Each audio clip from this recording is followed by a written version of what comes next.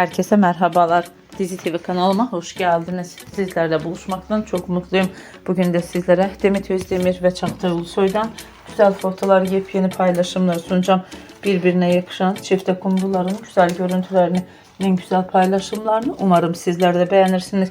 Sizlerden tek dileğim kanalıma abone olup like atmayı unutmayın. Hoşça kalın, sağlıcakla kalın arkadaşlar.